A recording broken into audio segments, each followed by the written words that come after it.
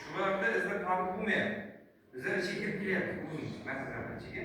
Shunaqa odamlar agar imkoniyati bo'ladigan bo'lsa, bizlar shuni loyihaga aylantiraylik, kreditni beraylik degan maqsadda tadbirkorlardan hamma mahallada bo'lyapti.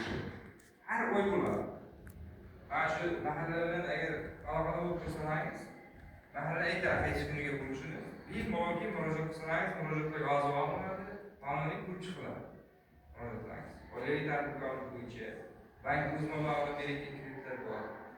Agar oilaviy tadbirkorlikda xalqlardan resurs bo'lmay qoladi, o'sha vaziyatlarda mahalla bankidan olsangiz bo'ladi. Men bu tartibni tushuntirib o'taman sizlarga.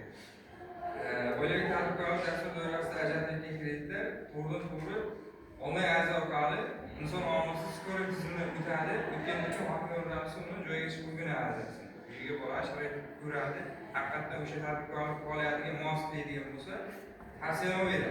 Tavsiyanomaga asosan bank kelishuvni imzolab, pul ko'chirish bo'lsa pul ko'chirish, naqd pul to'layotgan bo'lsa naqd pul shaklida beriladi. Naqd pul 33 milliongacha chorvachilikka beriladi.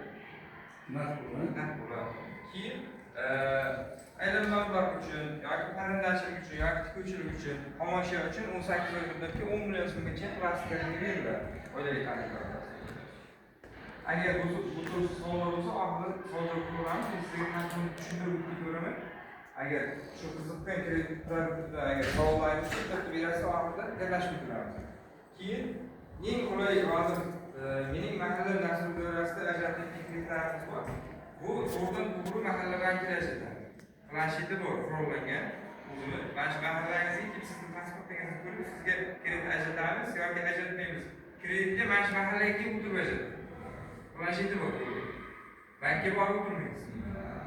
Karta ochishi, ariza berishi, o'zlarida hamma narsasi qurollantirilgan. Planshet bor. Buni to'g'ridan-to'g'ri mahalla agenti bor, mahalla banki bilan shovon aka bor.